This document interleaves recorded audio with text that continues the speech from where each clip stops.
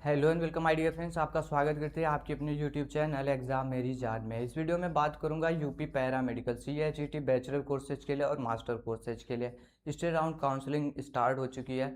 इसमें डॉक्यूमेंट्स क्या कुछ लगेंगे, रजिस्ट्रेशन कौन कर सकता है। कल एक वीडियो दिया था जिसमें सभी चीज़ें नहीं क्लियर किया था, लेकिन इस पर्टिकुलर वीडियो में स्टेट राउंड से संबंधित सभी डाउट को क्लियर करने वाला हूँ। तो लास्ट तक देखना, वीडियो बेहद ही महत्वपूर्ण रहने वाली है। सब कुछ एडमिशन दोस्तों state medical faculty Atal Bihari Vajpayee medical university ABVMU इनकी वेबसाइट से किया जा रहा है एडमिशन। तो ये भी आपका स्टेट काउंसलिंग जो है इसकी भी अपडेट यहीं पर आई हुई है। इसमें पैरामेडिकल के बैचलर और मास्टर कोर्सेज के लिए ये पेज रिफ्रेश क्यों नहीं हो रहा, इतना टाइम ले रहा। इधर पे क्लिक कर लो, उसके बाद में ओपन हो जाएगा पेज। देख पा रहे होंगे आप CHET बैचलर एंड मास्टर के स्टेट राउंड के लिए रजिस्ट्रेशन अब लाइव है। तो ये जो दिया हुआ है ना, revised state round counselling bulletin, इसको डाउनलोड कर लेना दोस्तों। इसको डाउनलोड करोगे पूरा डाउट आपका क्लियर हो जाएगा इसी PDF में। ओपन हो जाने दीजिए, फिर मैं आपको चीज़ें एक्सप्लेन करता हूँ। सबसे ज़्यादा ज़रूरी डॉक्यूमेंट्स है, और यहाँ पर सिर्फ रजिस्ट्रेशन आप लोग ऑनलाइन करेंगे, बाकी लखनऊ जाके पूरा काम होने वाला है। तो देखो, रजिस्ट्रेशन स्टार्ट है आपका 25 अगस्त से, और ये 2 सितंबर तक रहने वाला है, शाम के 6 बजे तक होगा। फिर सिर्फ आप लोग रजिस्ट्रेशन करेंगे, ठीक। उसके बाद क्या कह रहे, verification and seat allotment based on rank of qualified candidates will be published on, ठीक है। उसके बाद आप लोगों को बुलाया जाएगा। इसमें से मतलब कौन एलिजिबल होगा, एलिजिबल कैंडिडेट कौन से हैं, उन लोगों को ये 8 बजे तक इन्फॉर्म कर दिया जाएगा। फिर एक प्रॉपर सा शेड्यूल आएगा जिस दिन जिसको लखनऊ जाना होगा। इसमें रैंक वाइज बुलाया जाता है। अभी मैं आपको एक्सप्लेन करता हूँ। ये एड्रेस है, ये एड्रेस है जहाँ पर आप लोगों को जाना है। Atal Bihari Vajpayee medical university UP CG Sultanpur road, ये पूरा एड्रेस दिया है। मैप पर क्लिक करोगे आपके ब्राउजर में ओपन हो जाएगा जहाँ पर आपको जाना है। और काउंसलिंग स्टार्ट होगा 5 सितंबर से। ये टेंटेटिव काउंसलिंग शेड्यूल दिया गया है। अभी देखो, इसमें मैं बार बार से बोल रहा हूँ सिर्फ रजिस्ट्रेशन करना है। तो आप लोग क्या करिए, रजिस्ट्रेशन कर लिए मान लिया। अब इसमें क्या होगा, मान लिया कोई कोई स्टूडेंट्स है, उसका रैंक 25,000 आया, उसने भी रजिस्ट्रेशन किया। कोई ऐसा भी बच्चा होगा 3,000 रैंक होगा, उसको नहीं मिला होगा। कोई ऐसा भी होगा जिसके 1,000 रैंक होंगे, इनको भी नहीं मिला होगा। तो ये सभी लोग रजिस्ट्रेशन करेंगे। अब ये 1,000 वाले को कैसे नहीं मिला पता होगा, गवर्नमेंट कॉलेज के चक्कर में जा रहा होगा, जनरल का बच्चा होगा, तभी नहीं मिला है, ठीक। अब ये सब लोग रजिस्ट्रेशन करेंगे, सबको एक दिन नहीं बुला लिया जाएगा। ये 5 सितंबर को बुलाया जाएगा, 5 सितंबर से बुलाया जाएगा बारी बारी से। अब इसमें क्या करेगी ये BVMU, जैसे 1 से लेकर के 2,000 रैंक तक वालों बच्चों को बुलाएगा, एक टाइम देगा। फिर 2001 से लेकर के मान लिया 3500 रैंक तक बुलाएंगे, ठीक। ऐसे मतलब 5-6 बार बुलाते हैं, तब जा कर के काउंसलिंग करवाई जाती है। इसमें वो आपसे खुद से पूछेंगे कि आपकी मेरिट क्या, आपके रैंक के आधार पे आपको कौन सा कॉलेज अलॉट हो रहा है।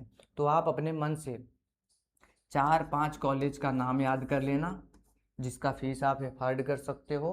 अगर सिर्फ गवर्नमेंट करना है तो गवर्नमेंट कर लेना, ठीक। 4-5 कॉलेज और 1 से 2 कोर्स, या जिस कोर्स में भी एडमिशन चाहिए सिर्फ वही। ऐसा नहीं है वो आपको बोलेंगे बेटा ये मिल रहा है तो ये कर लो, उनके मर्जी से मत करना। जैसे आपको मान लिया BMLS कोर्स करना है और किसी कोर्स में एडमिशन नहीं चाहते, तो वो बोल रहे हैं BMLS नहीं मिल पा रहा है, तो आप सीधा बोलिए अगर नहीं मिल रहा है तो हमको करना ही नहीं है। बात क्लियर, उनके कहे पे मत आइए, वो यहीं पर आपको बता देंगे आपके रैंक के हिसाब से कौन सा कॉलेज अलॉट हो रहा है, कौन सा कोर्स अलॉट हो रहा है। लेकिन आप क्या करना, अपने 4-5 कॉलेज का बताना कि अगर इसमें से मुझे मिल रहा है तो मुझे दीजिए, अदरवाइज मुझे नहीं चाहिए। आपके मनपसंद का कॉलेज होना चाहिए, मनपसंद का कोर्स होना चाहिए, किसी के प्रेशर में कोई डिसीजन मत लीजिएगा। और अगर मान लिया आपकी रैंक पर अलॉट कर दिए वो, तो वहीं पर वेरिफिकेशन हो जाएगा। लेकिन दोस्तों, काउंसलिंग करेगा कौन आखिर में, सभी क्वालिफाइड कैंडिडेट्स। जिन्होंने फर्स्ट काउंसलिंग और मॉपअप काउंसलिंग नहीं किया वो लोग कर सकते हैं, जिन्होंने पार्टिसिपेट किया दोनों में सीट नहीं अलॉट हुई वो लोग भी कर सकते हैं, जिनको सीट अलॉट हुई लेकिन एडमिशन नहीं लिए वो लोग भी कर सकते हैं, जिन्होंने 3 अगस्त के पहले तक रिजाइन दे दिया था वो लोग भी काउंसलिंग कर सकते हैं। लेकिन जिन्होंने एडमिशन ले लिया है वो अब नहीं कर सकते। जिन्होंने 3 अगस्त के बाद रिजाइन दिया है वो बच्चे भी अब काउंसलिंग नहीं कर सकते हैं। बात क्लियर हो गई। ये तमाम डॉक्यूमेंट्स हैं जो आपको लखनऊ लेकर के जाने हैं। जब आपके रैंक वालों को बुलाया जाएगा, आप भी जाएंगे लखनऊ में, तो ये सभी डॉक्यूमेंट्स ले करके जाना है। अब लगातार से बच्चे मुझसे पूछ रहे हैं सर क्या क्या लखनऊ में लेके जाना है, तो वीडियो दे रहा हूँ, इसको देके व्हाट्सएप पर सबका रिप्लाई करूँ, ये पॉसिबल नहीं है दोस्तों। बात क्लियर। तो इसमें देख लेते हैं सब कुछ जी।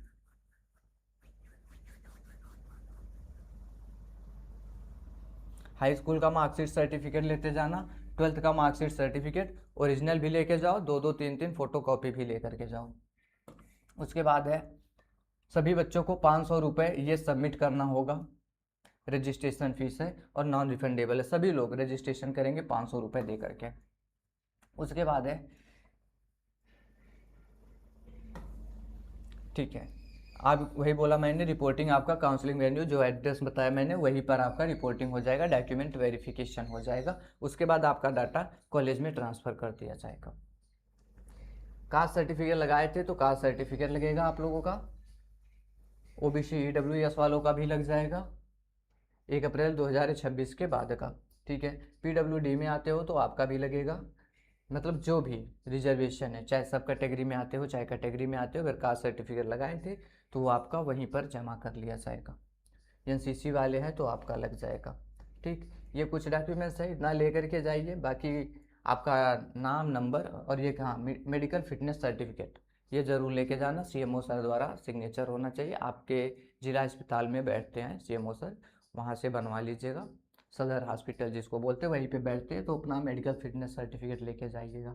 तो और 40,000 रुपये आपका लगने वाला। आप after the seat allotment and acceptance, if any candidate is not reporting in allotted college, the seat confirmation fees, ठीक है, फॉरफिटेड, ये जब्त कर लिया जाएगा। अगर सीट तुम्हें अलॉट हो गया, 40,000 रुपये लेंगे तुमसे वहीं पर, लेकिन उसके बाद तुम कहते हो अब मैं वेरिफिकेशन कराने नहीं जाऊँगा, कॉलेज में नहीं जाऊँगा, फिर आपके पैसे ये 40,000 पूरे जब्त कर लिए जाएंगे।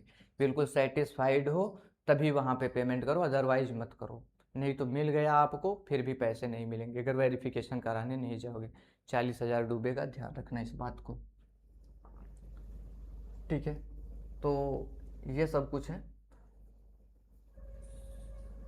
इससे ज़्यादा दोस्तों क्राइटेरिया कुछ भी नहीं है। तो सभी बच्चे अभी में रजिस्ट्रेशन करें, इसके बाद जो प्रोसीजर है वो सब एक्सप्लेन करूँगा, किस दिन में किसको जाना है। डॉक्यूमेंट्स इन्होंने दे रखा, पूरी डिटेल्स दे रखी है, तो आप इससे कर सकते हैं।